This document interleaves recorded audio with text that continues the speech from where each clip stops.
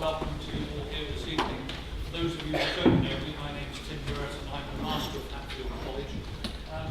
It's not my job to introduce tonight's speaker, I'll leave that to someone else, but I did want to welcome everyone here tonight. Thank you for coming. I particularly want to welcome the Acting Vice-Chancellor, Ray Huntston, who has a long association with Hatfield College, and it's very good to have him here with us this evening. The Durham colleges increasingly support the scholarly activities of the university, and tonight is no exception. And it's a great pleasure for us at Hatfield to be able to host a major lecture, which is clearly of great interest to everyone here this evening. The person who's worked really hardest on this is our assistant senior tutor, Eleanor Spencer-Regan. And in asking Eleanor to introduce tonight's speaker, I just want to thank her for all her effort in putting together this talk. So without further ado, Eleanor, over to you.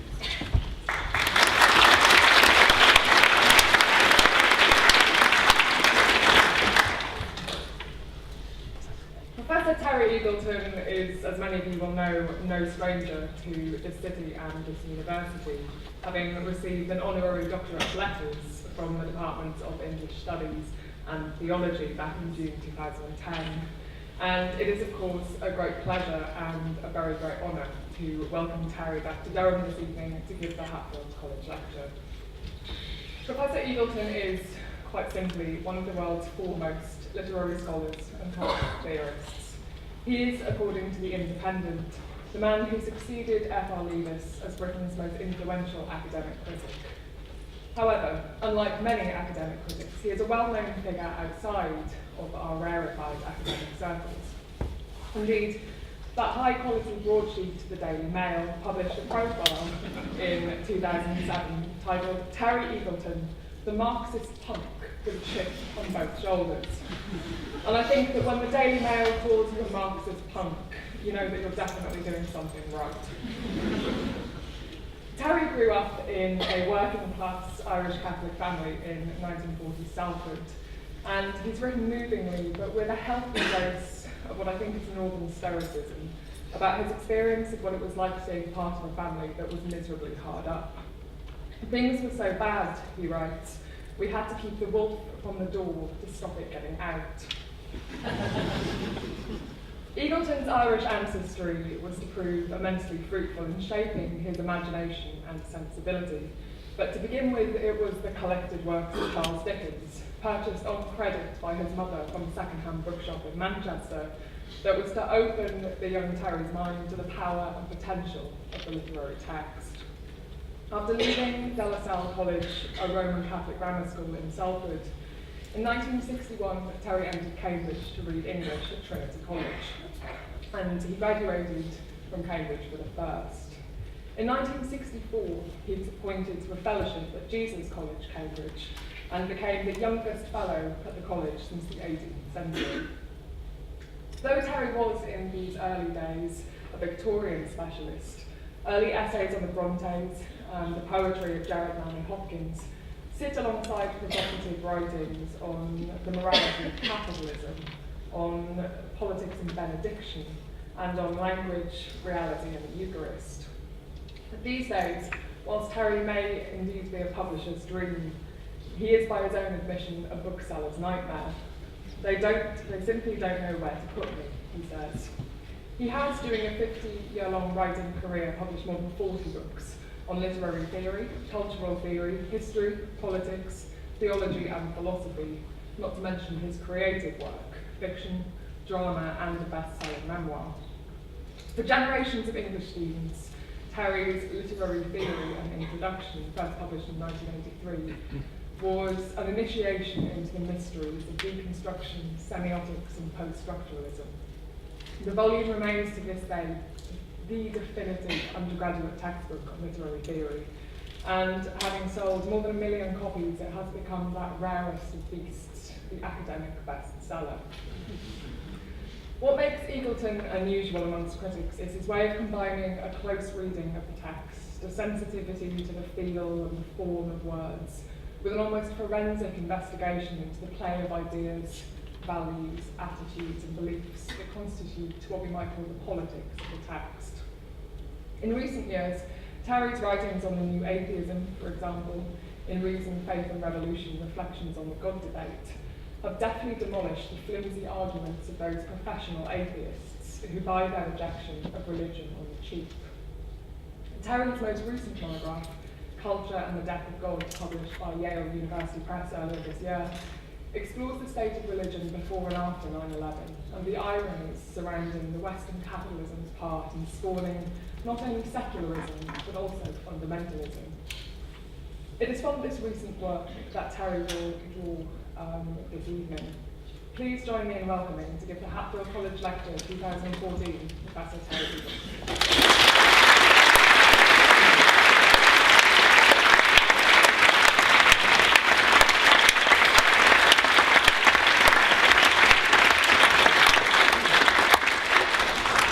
Can you hear that at the back? Okay, yeah. Thank you, Eleanor. I could sit there listening to that stuff all day. And the extraordinary thing is I didn't even write it myself. Normally, when I give one of these talks, I take the introducer aside, I give him or her a script full of lavish and effusive self-praise, and then just spend an hour or so rehearsing them, in it. But no, she wrote it all by herself. First time for many years that's happened to me. I must also thank my dear friend Regan for inviting me here in the first place, and for being such a warm, hospitable host to me. I'm very grateful to him. Atheism is nothing like as easy as it looks. It may be simple enough at the individual level, but for whole societies, for whole civilizations to achieve this condition has proved remarkably hard. In fact, you can almost write a history of modernity, I think, of the modern age, in terms of the way it's littered with the rubble of various failed surrogates for the Almighty. Yes, all the way from reason, Geist, art, nature, science, culture, humanity, the people, the state, the nation, society, and Michael Jackson. No sooner have you ushered, or brutally kicked God out of the front door, then almost inevitably he's somehow ushered surreptitiously into the back door in thin or thick disguise. It keeps happening over and over again. To get rid of God altogether, even for a secular, rational, advanced, industrial or post-industrial capitalist society, has proven enormously difficult. I will tonight give you the definitive reasons why that is so, just to put your mind to rest, provide you a little piece of wisdom. I don't, of course, mean to suggest that all of the things I just mentioned, science, art, nature, humanity, are mere stand-ins, are mere surrogates for the Almighty. They all have their own proper business to do, but all of them have fulfilled that function at various points in time. Religion has been traditionally so vital a part of political legitimation, so vital a way in which ruling castes and classes have legitimated their power, that our rulers could hardly look upon the apparent disappearance of God in the 19th century with any kind of equanimity, which is one of several reasons why there have been various largely doomed attempts to fill his shoes. Is enormous. And I say largely doomed because religion is an exceedingly hard act to follow. Whether you believe in it or not is really the point here. It has proved to be by far and away the most tenacious, widespread, deep-seated, enduring, symbolic system humanity has ever known. Whatever you think about it, not least because it has the extraordinary ability to link the daily, the routine, the everyday beliefs and practices of billions upon billions of ordinary people fairly directly with the most august, imperishable, transcendent truth. Think of what other symbolic system could match it in that respect? Well, culture, the idea of culture tried, especially in the 19th century and then onwards. But culture can mean many things, but two things.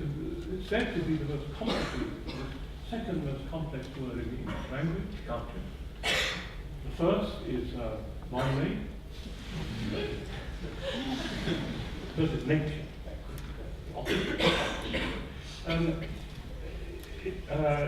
Culture can mean two things. One is in the sort of minority and aesthetic sense, the values of beliefs of a small minority of people, or almost the opposite, the anthropological sense of culture, as it were, the way of life of a whole people. Now, culture in that latter sense, culture as a way of life, can be succinctly defined, these days at least, as what you're prepared to kill for, or die for. People at the moment are killing and dying for culture, would you believe it? As we speak, I mean, nobody's prepared to die for Balzac or Beethoven, maybe half a few serious, weird people hiding out in caves, in shade and face the rest of us and tell us what they're doing. But culture in the sense of language, kinship, community, genealogy, symbol, customs, ethnicity, daily practice, belief, that is certainly something that people are prepared to go willingly, euphorically to themselves for. Now, only religion, part of the power and success of religion, I think, is that only religion has been able to unite these two meanings of culture. The problem for culture is that those two meanings are very hard to unite, as it were, minority and minority. But religion has no problem with merging those two different meanings of culture, the intellectual and populist, idea and institution, theology and daily piety, metaphysical speculation and popular religious practice, ritual on the one hand, social reality, everyday reality on the other, in ways that can only turn any other symbolic system green with envy. Today, of course, the most successful substitute for religion is sport. It's sport which is the opium of the people, or even the crack cocaine every now and then. It's sport which lays on the weekly liturgies, supplies the canon of legendary heroes and saints, provides a sense of solidarity and liturgical affirmation, which one might previously have found in a chapel or cathedral. People need their symbolic activity, and if it has to happen in the form of sport, then so be it. However, we now arrive at the first of what will be a series of ironies that I want you to try and track in this talk. After a whole series of botched and bungled attempts to dislodge the Almighty from his throne and replace him with some suitably secularized version of himself, European civilization, I think, finally succeeded in dispatching him to the outer darkness. Not, as it happens, with Nietzsche's defiant, ecstatic clarion call in the 19th century that God was dead, the announcement of the death of God, but actually about a century later, in the so-called postmodern phase of modern capitalism, when, you might say, capitalism had changed to the point where Nietzsche's clarion call could now be conveniently and safely heeded, as I think it couldn't be actually at the time. Why not? It couldn't be at the time because when middle-class society was still consolidating itself, as it was in Nietzsche's day, it needs some fairly grand ideological motifs, progress, science, reason, humanity, the supreme being, and so on, in order to articulate that sort of very ambitious project of consolidating itself. Once, however, middle-class society has settled down to the more mundane and pragmatic business of making a lot of money, it can afford to be faithless. It can afford, if you like, to go post-metaphysical, post-theological, and indeed it can benefit from doing so, because faith is a divisive and controversial affair, as you might have noticed by watching television these days. Yes? It's not good in that respect for social cohesion. If you can do post-faith and post-metaphysical, you can do that, then there's a kind of bonus that accrues to you in terms of the overcoming the social divisions that might come away. And in any case, a consistency of self-belief doesn't sit particularly well with the volatile, mutable, adaptive subject of modern capitalism. Indeed, postmodern capitalism, as far as the consistency of the nature of belief goes, makes a disastrous mistake of regarding conviction itself as insidiantly dogmatic and authoritarian. Conviction itself, not just dogmatic convictions, things that people proclaim through a loud halo, but the whole notion of conviction has come under criticism from postmodern culture, which is deeply wary of, as it were, convinced opinion. That you begin with a robust belief in goblins, and you end up with a good. That is the entire debate wisdom behind this particular doctrine. Forgive me for repeating myself if you were here when I was talking the other night, but this is of course why almost all the young people these days use the word like every 4 seconds. Exactly right. To say it's 9 o'clock sounds unpleasantly dogmatic, autocratic, whereas things like 9 o'clock don't simply tend to original, exploratory, open vision, and so conviction has had a very bad press in late capitalism, when asked whether he had any convictions, Boris Johnson decided he thought he'd want to pick one up for a driving. Now, what we're talking about when we're talking about late capitalism, very, very different from when we're talking about, say, the Victorian period. What we're talking about is, if you like, an intrinsically faithless social order, which would come as a remarkable surprise to a subject of classical antiquity or of medieval, and also that in a certain sense only works by virtue of a kind of chronic and inherent faithlessness. And that is, to assess it as it were dialectically, is in one sense an enormous gain over the genuinely autocratic and authoritarian beliefs of some earlier epoch.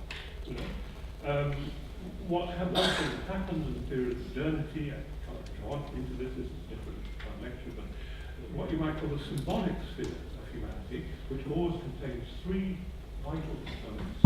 Most important, religion, next, sexuality, and the next, art. That's not very important, really. All of those 3, in the course of modernity, become progressively privatized in different kinds of ways. And in many ways, there is a signal gain. If sexuality becomes privatized, then the purity police are less likely to break down your bedroom door. That's certainly a gain in civility.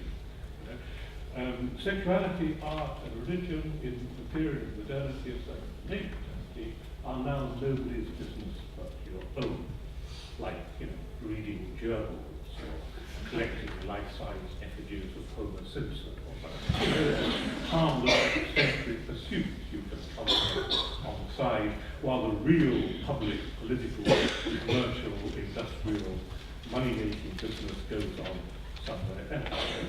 And that represents both a welcome emancipation from the oppressive state power and a withering of the social sense, and also eventually a trivialization of all 3 components of the symbolic sphere. So, advanced capitalism can afford to go relativist and pragmatic and post-foundational and post-absolute and post-metaphysical and even post-historical, as the same regime couldn't so easily in its earlier phases, let's say its Victorian phases. Belief isn't what holds it together, as belief is what holds the Boy Scout movement together, or the Lutheran Church, for example. That's not what holds advanced capitalism together. Too much belief is neither necessary nor desirable for those kinds of social orders. It's politically dangerous because, as I say, it's incipient, controversial, divisive, and it's commercially superfluous. As long as citizens of those civilizations roll out of bed and go to work and pay their taxes, refrain from beating up too many police officers and so on, would you believe it? They can believe more or less what they like. A situation that an earlier form of civilization would have found utterly unintelligible. You can believe more or less what you like, as long as you don't go around, beating up too many police officers or trying to subvert the state, and crucially, as long as you don't act in a way that undermines that belief itself, namely the liberal belief that people can believe whatever they like. In the eyes of Friedrich Nietzsche, who is really the grandfather, the spiritual grandfather of postmodernism, the truly noble spirits refuse to be prisoners of their own principles. You get something similar in W. Yeats. Instead, they treat their own cherished opinions with a certain kind of cavalier detachment, adopting and discarding their beliefs at will. One's beliefs are more like one's manservants, to be hired and fired as the fancy takes you, than they are like a bodily organ. Contrast that attitude then with the philosopher Charles Taylor's insistence that belief is actually some kind of belief, is actually constitutive of self, that one couldn't have an identity and conceive of a self and not believe. No, the convictions in question need not be absolute, whatever postmodernism mistakenly suggests. The left-wing historian J.P. Taylor was once asked at an interview for an Oxford fellowship whether he had extreme political beliefs, and he said indeed he did, but he held them moderately.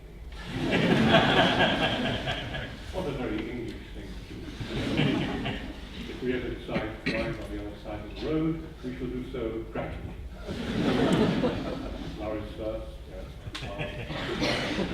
Of course, you may, not least in moments of political crisis, you may still need, as it were, waiting in the wings, some kind of metaphysical or foundational or grand narrative, more full-blooded discourse, to wheel on stage in order to legitimate what you do when you get into a problem.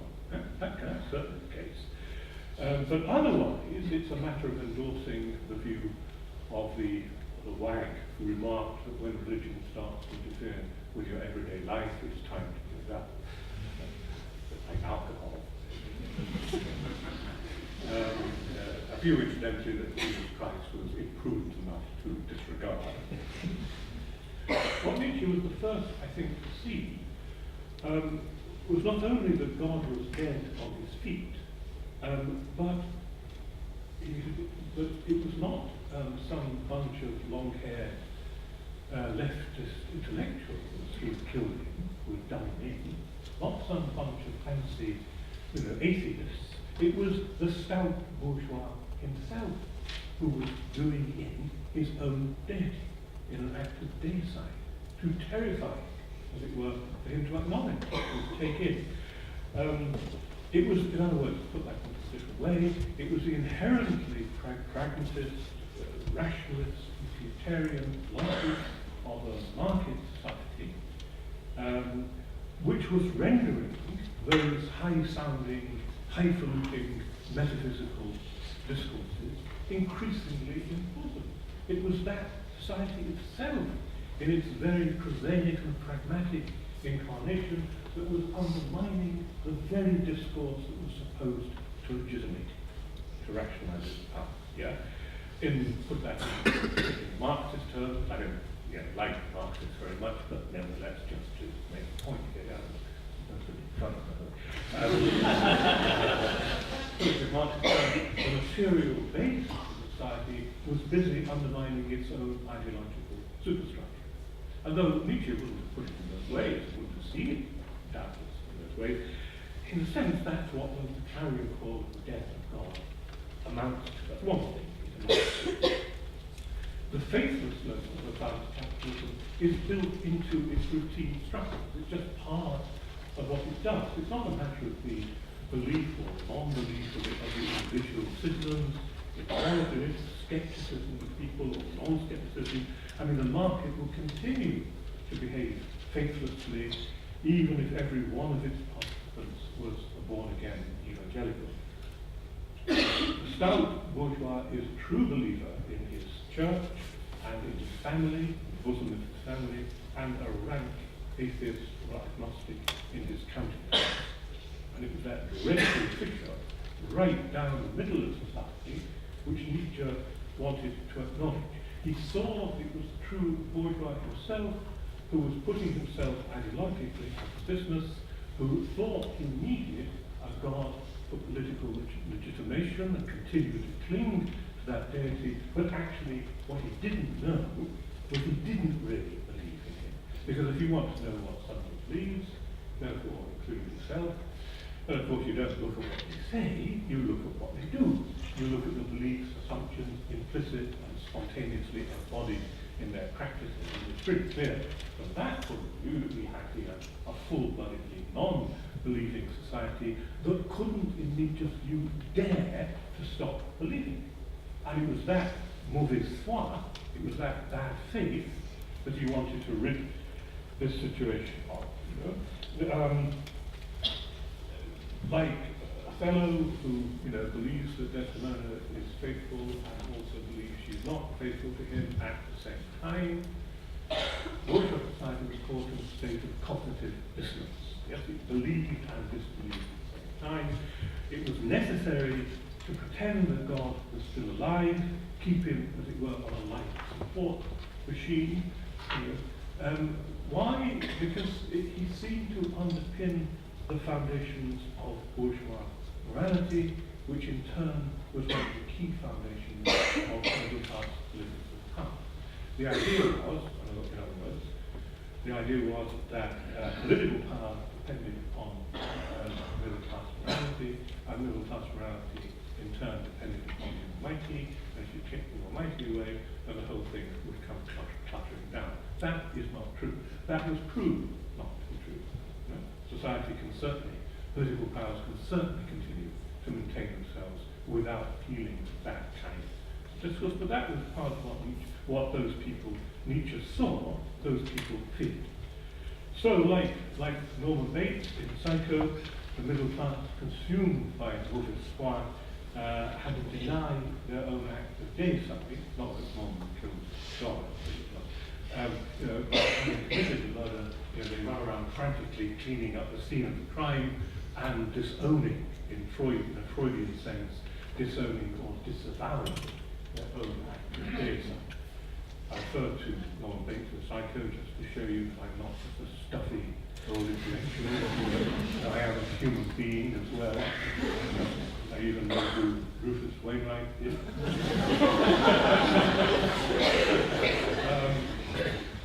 So you had a protect the church. Put it this way: it was that the economy was a rank atheist, but the state, which stood guard over that economy, thought that it still needed some kind of metaphysical discourse to appeal to. And the two therefore held entering into a certain balancing conflict with each other, to which Nietzsche's own solution was hair-raisingly radical, far too radical for it to be adopted, at least at his own time. Nietzsche said, more or less, God is dead means, more or less, if the metaphysical superstructure no longer works, if you keep subverting it by your own intrinsically profane activity, then acknowledge that you don't need it anymore and just chuck it away. And like a little kid with his blanket who thinks he needs to keep sucking on his blanket all the time, and you take it away and brutally yank it out of his mouth, then the astonishing, dramatic thing that will happen is that nothing will happen. Yes, he will realize he didn't need it after all. There will be no enormous crisis there. Accept that God is dead, see that as an enormous liberation, says Nietzsche, the greatest emancipation of history has ever known, and simply manufacture your own values in the manner of the Übermensch, manner of the Souverain. that, as I say, was far too radical a proposal at the time, partly because grand narratives of one kind or another were still historically still in order. But it became more and more feasible post-modernist position as capitalism evolved into its more advanced or postmodern phase. In fact, so much so, I think one might even, maybe a little rashly, but why not, even describe postmodern society as the first truly atheistic civilization, abandoning not only foundations, grand narratives, transcendental signifiers, absolute values, and so on, but even, in a certain sense, subjectivity itself, at least with the kind of complex interiority where religious belief would take root. All that was being progressively superadded. And what was the next? Enormous irony to happen along. 2 aircraft slammed into the World Trade Center. Just until all that had happened, all that was in place, all those boring and embarrassing grand narratives shelved and superannuated, a new, full-bloodedly metaphysical, grand narrative, that of the conflict between advanced capitalism and a certain rather twisted reading of Islam, was launched with a fanfare at just the point where the end of history emerges in the West, giddy with triumphalistic fantasies inspired by the West victory in the Cold War, because that's where it goes back to, the West victory in the Cold War, the resultant, consequent end of history fantasies, all that stuff has now been wrapped up. History is over, which means capitalism is now the only game in town from here to eternity. Yes. Just at that point, something absolutely different happened. Once the Cold War had been won, the West, or so some of its apologists considered, no longer stood in need of ardent convictions, fundamental truths, transcendental signifiers, grand narratives, sizable doctrinal systems, and all that. And this was convenient because they didn't fit very well into the post-ideological climate of advanced capitalism. I mean, Americans are just different here. You know? Americans are an intrinsically metaphysical race. They're the most materialistic and the most metaphysical people on the face of the earth. And I know, you know, you're all thinking, you know, these lefties are all the Americans from here. Not at all, you know. Some of my best friends. My wife. And I think three of my children are actually Americans, so they don't know it yet, they're not old enough to know. America's different because in America, for historical reasons, that sort of very high-pitched metaphysical discourse of, you know, God, the family, this great nation of ours, our brave men and women in uniform, and so on, that actually, astonishingly, works still in the most pragmatic, materialistic society in the world. But, you know, the United States is ideologically exceptionalist in many different ways. You can't really get away with that kind of talk in the more hard-nosed, cynical milieu of Paris and London, where, you know, people simply stare at their feet and wait for it to stop. As I do myself whenever a show that comes on the radio. Anyway, the irony was that no sooner had a thoroughly atheistic culture arrived on the scene. Maybe that's an overstatement, because postmodernism, of course, was only ever a particular sector of Western civilization, but it was increasingly setting the pace. But no sooner had that happened, one had a society that was no longer anxiously in search of this or that placeholder for God, because it didn't feel that there was any lack. One astonishing difference, as it were, between post-modernity and modernity. High modernity is crucified by a sense of angst and anguish and loss and lack of something that was once there but no longer is, that you can glimpse out of the side of your eye but never look at straight. For postmodernism, that is simple nostalgia. There never was any foundation. There never were any transcendent values and so on. As Richard Rorty might say, don't scratch where it doesn't itch. You know. just accept that situation. But no sooner had that happened than, as I say, the deity is suddenly back on the agenda with vengeance. But a different kind of deity this time, not one on the side of civilization anymore, not a suitably, short-haired, golf-playing, blue blazer, Guardian reading God, but a God who is now chillingly shifted over to the side of barbarism, not on the side of civilization, on the side of so-called barbarism, a wrathful, brown-skinned alien God. The Almighty appeared was not safely nailed down in his coffin after all. He had simply changed address. He had shifted, migrated to the hills of Montana and the souks of the Arab world. Despite his premature obituary notice, his fans were steadily growing, not least in Latin America. Fundamentalism has its source in anxiety rather than in hatred, though hatred can follow from anxiety. It's the pathological mindset of those who feel washed up and humiliated and left behind by the brave new world of advanced capitalism, and who might therefore conclude that the only way to draw attention to their undervalued existence is to blow the heads off small children in the name of Allah, or blow up play schools in Oklahoma City.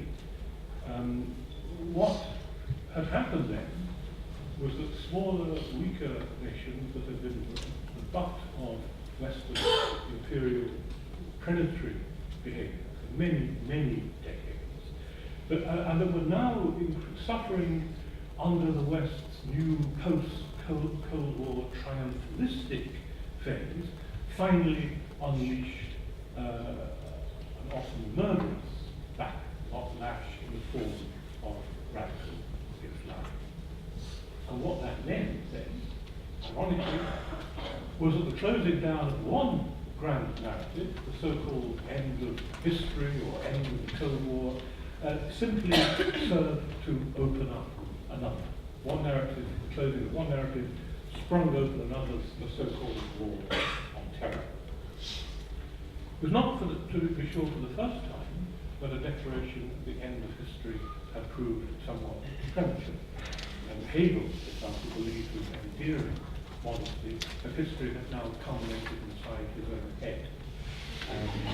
But what did that do? It simply generated more history, in the sense of powerful rebuttals that came from Kierkegaard and Schopenhauer and Marx and Nietzsche and various other people. In other words, the act of blowing the whistle on history, as happens more than once, is a self-undoing, self-undermining act, because it is itself a historical act. It will simply take a pile more history onto whatever it's trying to abolish. Much the same, incidentally, is true of the 20th century revolutionary avant-garde, from futurism to situationism, which in seeking to eradicate all previous history, wipe the state clean, create a tabula rasa, and create a luminous state of their own revolutionary innovations, simply succeed in keeping a little more history of what was in the first place. The next dialogue in this tale is that the liberal agnostic West supposedly sworn enemy of a certain kind of Islamic fundamentalism actually have had a hand historically in bringing this illiberal theocratic antagonist into existence, even if it still refuses, in Prospero's words about Caliban, attempts to acknowledge this thing of darkness as, in part at least, its own, to acknowledge its own part in the creation of the furious terror raging on its threshold. An agnosticism that had been designed, among other things, to ward off fanaticism actually succeeded in stoking it by its predatory foreign politics. So the West helped spawn not only secularism, but fundamentalism as well, on this principle feature of dialectics. How did that happen? too complicated to go into here, but let me just say this. In the earlier decades of the 20th century, the rolling back of liberal, secular, socialist, revolutionary, nationalist forces in the Third World by the West for its own imperial purposes, support, for example, of the CIA for the murder of 500,000 leftists in Indonesia, for example, merely one event in that dreadful history, created a vacuum, political vacuum, into which forces like Al-Qaeda could then move. So you weren't too much about that on Fox News. Jihad is to that extent, many complex forces, of course, to that extent a bastard offspring of the very civilization it hopes to destroy. So what we end up with now is a world divided down the middle between those who believe too much, fundamentalists of various stripes, whether Kexan or Taliban, yes, and those who believe too little, chief executives, technocrats, Robbie Williams, other hirelings of the inherently faithless order of advanced capitalism. We either certain on belief, we're sick with it, or we starve without it. We dwindle and are diminished without it. Or to paraphrase W.B. Yeats, there are those who lack all conviction and others full of passionate intensity. And then there are people like me, in the middle, without supremely impeccably disinterested, utterly even-handed, leaning neither too far this way nor too far that way, containing an utterly normal from which everybody else seems to deviate. These crazies who are out there on the horizon surrounding you. It is interesting how people like to see themselves in the middle. Some people, as though the middle were an intrinsically virtuous place to be. I mean, what's the middle between racism and anti-racism? Partial racism? Anyway, moreover, not only that the world was increasingly divided into those two camps, but that in a sort of stalled or frozen dialectic, each camp pushed the other further into a corner, painted the other further into a corner. However, when it comes to belief, the West is now at a distinct disadvantage because, again, as great irony, during the post-Cold War years, it engaged in a kind of ideological disarmament, imagining it could get by on a mixture of pragmatism, culturalism, relativism, anti-foundationism, secularism, and the like. And then, of course, it found itself naked and disarmed when suddenly confronted by an enemy, a new enemy, coming, as it were, almost out of the blue, for whom absolutism and foundationalism and metaphysical bases were no problem whatsoever. Would they work? Would they work? Well, the fact is they're not. It's true, of course, that at least formally, the West continues to believe in God, freedom, and democracy, and so on. Though I think it's very well worth a thought experiment of imagining an advanced capitalism which had pictured all that and got on perfectly well without it. In other words, had realized Nietzsche's vision, Nietzsche's dream. It's just that those convictions have to survive in a climate of skepticism produced and created by the West's own profane activity, which gravely undermines them, which gravely debilitates them. And that is not, by and large, the case in the Muslim world. The West then is caught in what the logisticians would call a formative contradiction between what it does and what it says it does, between its actual practices and the various ways it describes and interprets these practices to itself. As I say, if you really want to know what people believe, then you look at what they do. You believe their conduct, not what they say, or not just what they say. So that, as I say, men and women may not actually believe in God at all. It's perfectly obvious that they don't believe in God, yet they imagine that they do. And this surely is one reason for the so-called God debate.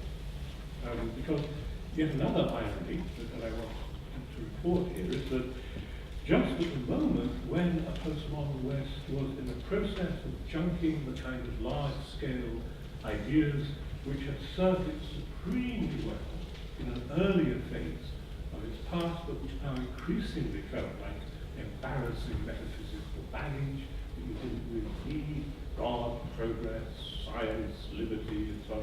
Just at that moment, some Western thinkers now feel the need to reach back into the previous history of the European middle classes and come up, thinking of certain atheists. There's a guy, an Oxford scientist named I know that, well, the other thing I know about is his wife used to act in Doctor Who. Anyway, and North feel increasingly constrained to come up with a rather crude, reach me down, off the peg, instantly consumable version of enlightenment. At just the moment when it seemed that all of that, had been placed by right-thinking people before. I mean, old-fashioned 19th century rationalists like Richard Dawkins and my own ex-Trotskyist comrade Christopher Hitchens. I mean, certainly have other kinds of reasons regarding God. Some of them are impressive, but I think it's significant, even so, that we should once again be hearing the apparently superannuated language of reason, science, progress, and so on, at just the point where the West, confronted with radical Islam, seemed to be in need of some rather more robust self-justification for itself than postmodern relativism or anti-scientificism would provide. So it is that the American death of God thinker Sam Harris, despite his apparent belief that his people are among the most morally upright ever to walk the earth, was prepared in the wake of 9/11 to consider a preemptive strike, and I'm paraphrasing Harris, more or less quoting, preemptive strike against the Muslim world, resulting possibly, he says, in the deaths of, I quote, tens of millions of innocent civilians, if it would prevent them from developing nuclear weapons. And Harris is a lawyer. God knows what treats his more conservative American colleagues have in store for us. I should add, incidentally, that when I say 9/11, you'll understand I refer, of course, to the second 9/11 and not to the first one. Yes, not the 9/11 that happened exactly 30 years before, when the American government overthrew the democratically elected government of Allende in Chile and installed in its place an odious dictatorship that went on to murder far more people have died in the World Trade Center. But you won't hear about that on Fox News. In fact, when I wrote it in an American journal devoted to the defense of liberty, they cut it out. Let me end with a final irony. This again brings us back to the idea of culture. Postmodernism harbours an ideology known, which we could call, has been called culturalism. Culturalism is really the belief that when it comes to human affairs, culture goes all the way down. Culture is wall to wall. Yes? Everything is cultural.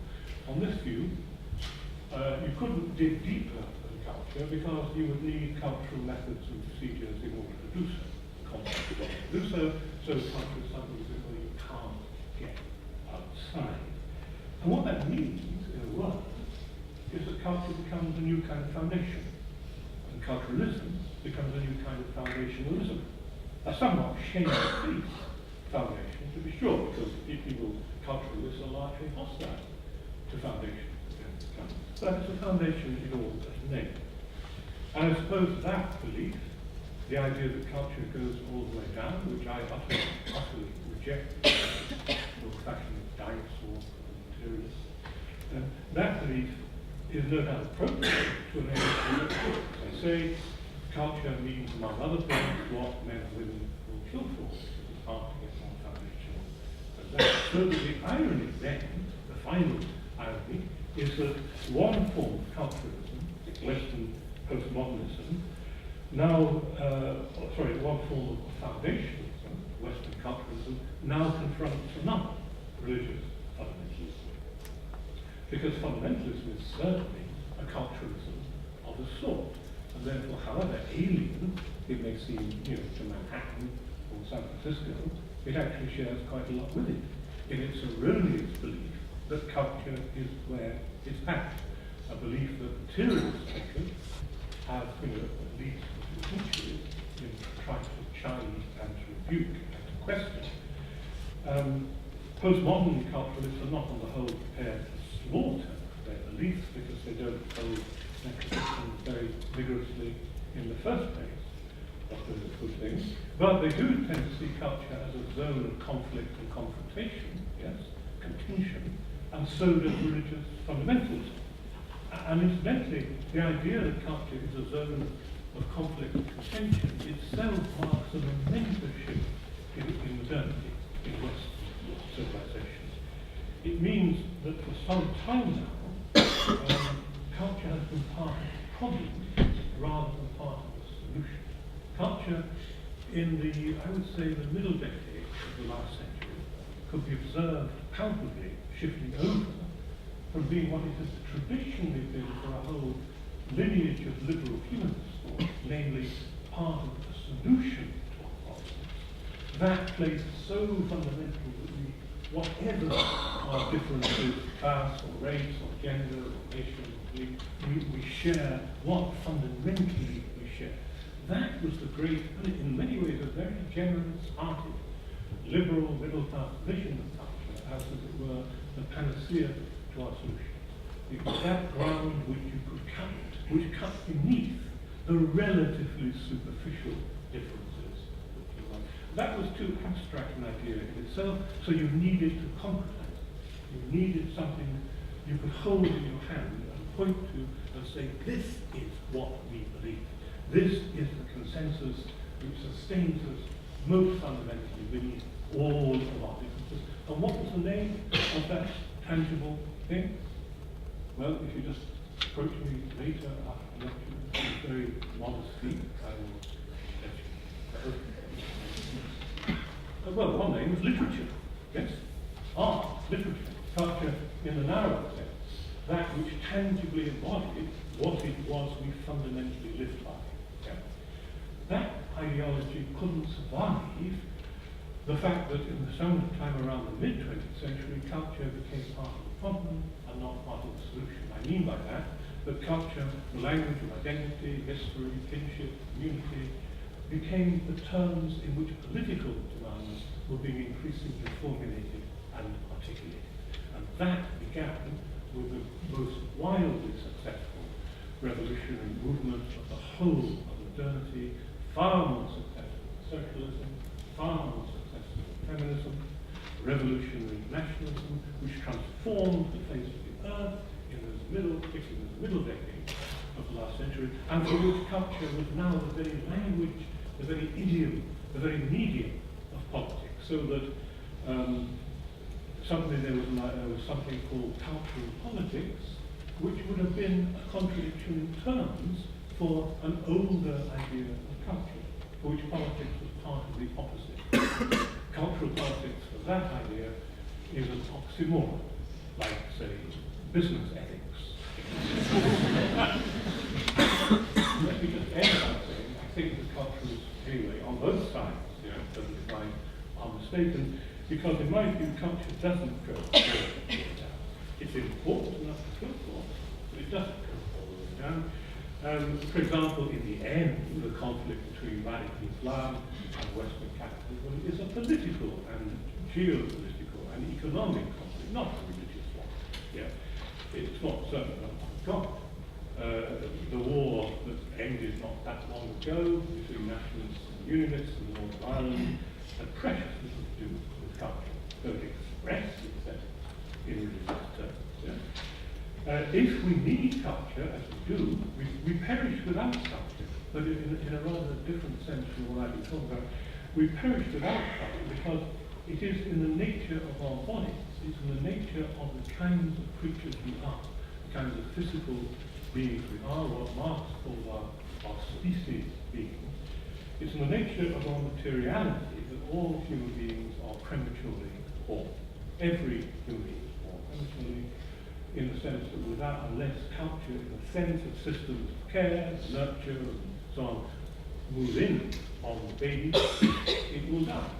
Culture, in that sense, is necessary for our very survival. But that, if we're cultural beings, then in that sense, it's because of the kinds of material animals that we are. If you like, it's because we are, in the first place, lumps of matter, parts of nature. I know it doesn't sound very sexy or glamorous, there's far more highfalutin ways of describing us, but it's that which demands that we have culture.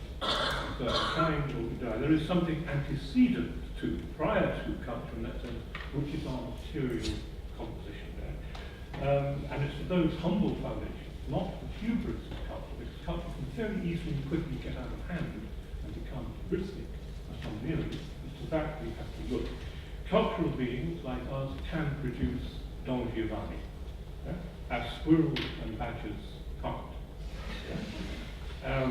But beings that can produce Don Giovanni can also engage in genocide, and for much the same reasons.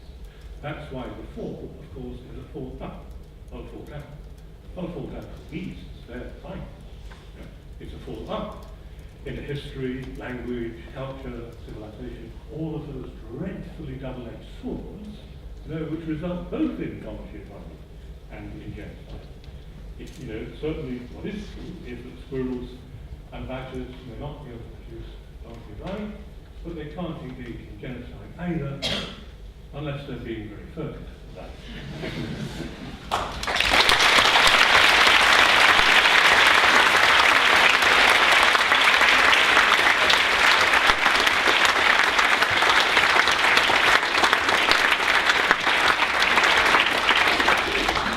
I'm sure that you will all wish to join me in thanking Harry for that intellectually sophisticated, wine-braiding, but also brilliantly, lucidly intelligible lecture that I think in equal measure informed, enlightened, challenged, and entertained us. I think that what you've done absolutely brilliantly there is very humorously drawn our attention to so many of our own blind spots and particularly ideological intentions. So thank you very much, Harry. Harry has very kindly agreed to take just a couple of questions from the audience for about 15 minutes. So what I'm going to do is set these mics going.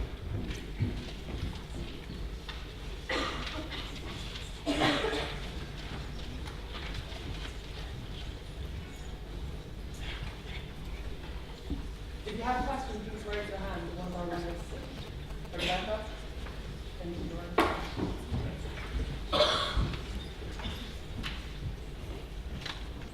Hi, my name is Parag. Well, like the story when started, the first stout Boboids actually started using God as for political sustenance. We've been living in this kind of world of denial, which, like you said, like different definitions of culture actually promote different kind of responses from different kind of backgrounds of peoples. So, like, how do we start a revolution from that stage of denial? Well, I don't think everybody necessarily lives in that state. And we can reflect on that, and that's part of what I was trying to do. But I mean, the brief answer to how do you start a revolution? There's probably a manual on that somewhere in Waterstone.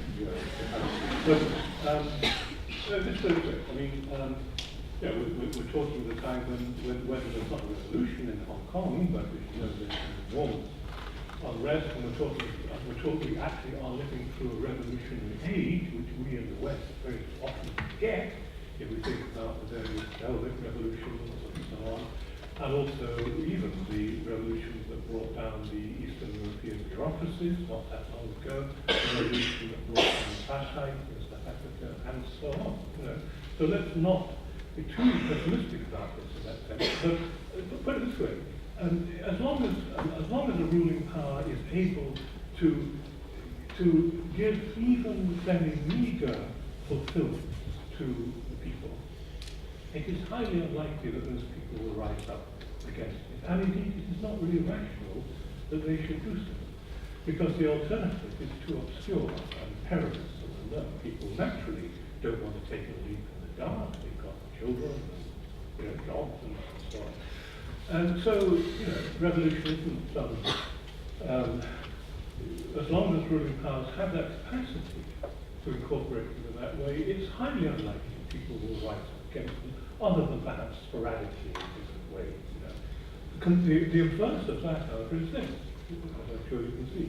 Once ruling powers are unable to concede even those meager fulfillments to their underlings, those people will rise up as night follows day, and do, because it is rational for them to do so.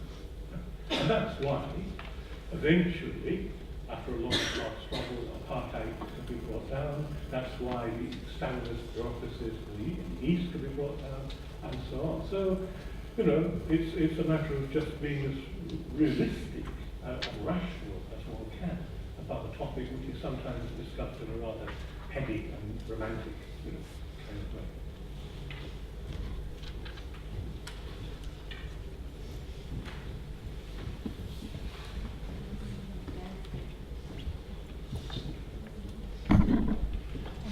Yeah, I was very struck by your characterization of advanced postmodern capitalism as a faithless order. And I wonder if we could turn that around and think about some of the problems generated by advanced industrial capitalism as precisely a problem of having too much faith rather than too little.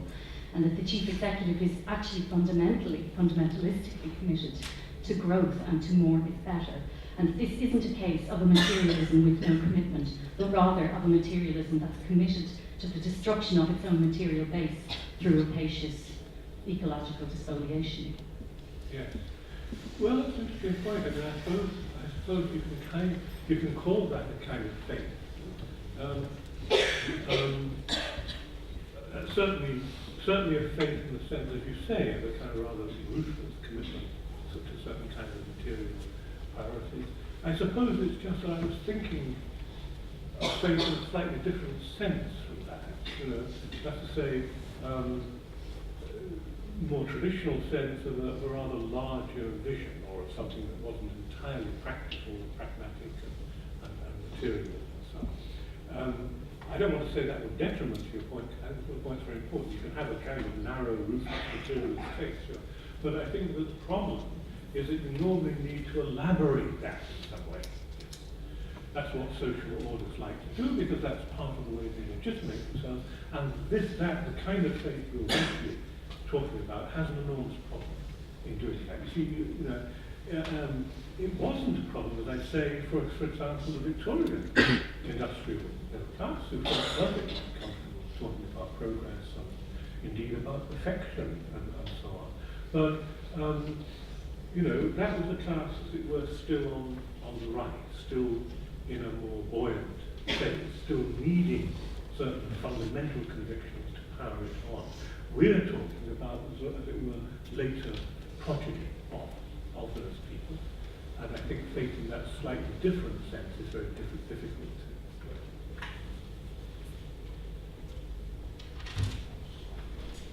Hey there. You keep talking about advanced capitalism, and inherently the term advanced does suggest a lateness to it, or a possible ending soon. Yet at the same time, we've also discussed fundamentalism and socialism, almost in terms of they are a dying breed.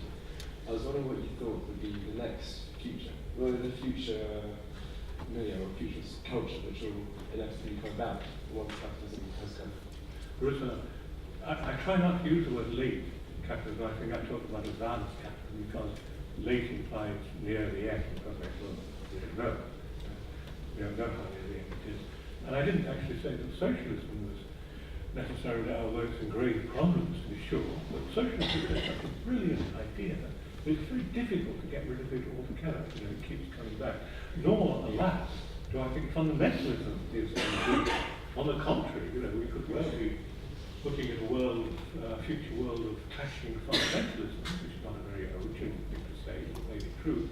As far as your more general question goes, you know, looking at the future, you know, let's not forget that if Karl Marx was a prophet, and I think he was, it wasn't at all because he looked at the future. Marx is notorious for refusing to give us images of the future. Huh? Because the only image of the future that matters is a failure of the present. Yeah? That's what matters. Any you know, intellectual with time on his or her hands can dream up blueprints of the future at 3 o'clock in the morning, you know, half light in the bubble. I mean, anybody can do that. It was that kind of idle intellectual utopianism that Marx began his career in contention with. Yes? Anyway, of course, as we know, and when I say he was a prophet in the authentic Judaic sense of prophecy. I mean, prophecy in the Hebrew scriptures has nothing to do with looking into the future. That's pagan clairvoyance. Prophecy has to do with reminding people that unless they change their ways, there ain't going to be a future. Or if there is, it's going to be pretty unpleasant. Marx's wife used to attend a thing called, they had things in the Victorian era called ethical society, a secular church. Marx's wife used to attend these religiously. And as she was going out the door, Marx said on one occasion grumpily, "You do better reading the Old Testament prophets." And of course he was himself a belated secular version of that Greek tradition.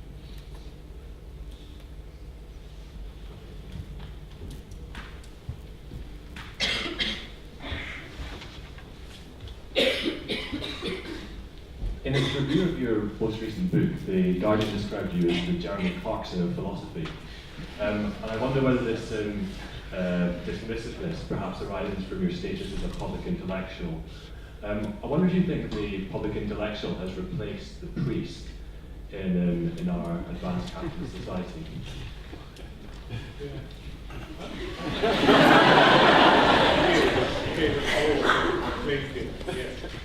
I don't know quite what the Guardian meant about. Well, the Guardian said that. I don't know. Punk and Jeremy Clarkson.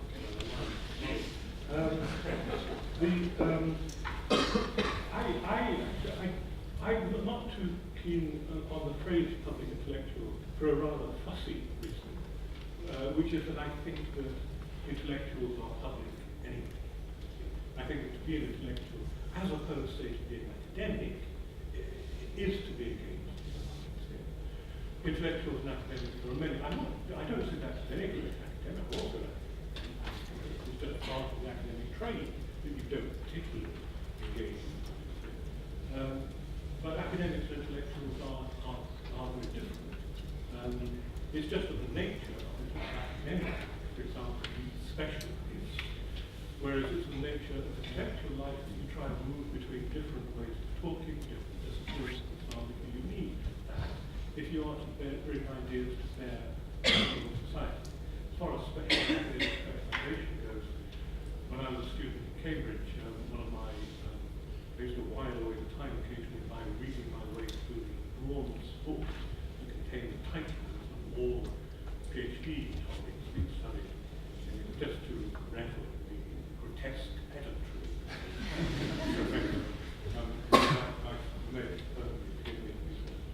My favourite was some aspects of the vaginal system flee. Some aspects. English philosophy, not too brashly ambitious. I thought it might give rise to a whole humility that is as tight as a king's vagina. But that's in the nature of intellectual of academic work. Whereas intellectuals are different. And yes, there is something, if you like, priestly, something in prophetic in the sense, in the right sense of prophecy, not in those crystal ball philosophy. I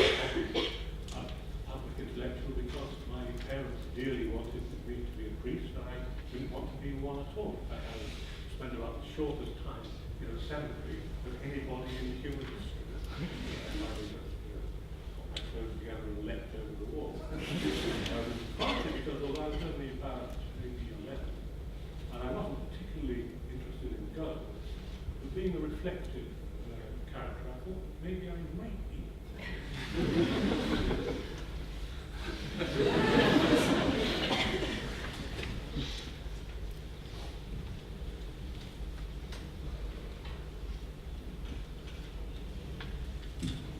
Hiya. So I found it really interesting when you mentioned kind of Marx's lack of sketching out, like, you know, a utopian vision of the future, and I kind of find that when I read a lot of critical theory, so the Frankfurt School and stuff like that. So I was wondering, how is it that you kind of get some sort of normative content? How is it that you know, think what concretely you have to do in the world?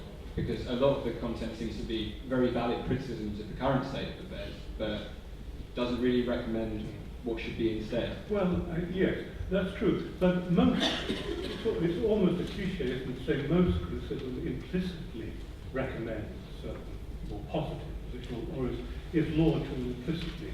In other words, the way you come at a topic critically itself implies usually some sort of position of that kind. I just mean that Marx saw Marxism as a strictly temporary phenomenon. Once it had realized its goals, then Marxism would just wither away. There would be no need for revolution, or indeed for radicals, you might say, in a fully emancipated society. So to be a Marxist is a kind of category mistake to imagine as being a Marxist like being a Jew or a Buddhist or a Christian and so on. The only good reason, there are only two good reasons for being a socialist. One is just to annoy people you don't like, stumble over the markets. And the other, of course, is because you don't like having to work. Marxism is not about labour, it's about leisure. As the great Oscar Wilde, in his marvellous pamphlet, The Soul of Man on the Socialism, well agreed. Marx didn't go quite as far as Wilde in that respect. Wilde just thought, that a liberated society would all just lounge around all day in loose crimson garments, sitting absent, reading poems to each other in various interesting postures of response. But he had the right idea. He saw that socialism was all about getting rid of the curse of labour, just as, of course, keeping the Sabbath holy for Jews and Christians is not a matter of going to church. There weren't any churches where that commandment was promulgated. It's a matter of resisting the tyranny of labour. It's a matter of resting on the seventh day. It's a matter of not making an idol, yes, a fetish, out of labour. So Marx and Christianity, or Judeo-Christianity, are quite involved. If you're going to class on the public intellectuals, I think you have some offensive number plates. It could be right. Good. Terry, thank you so much for that brilliant lecture, and thank you so much for generously sharing your time answering questions. Please join me in thanking Professor Harry.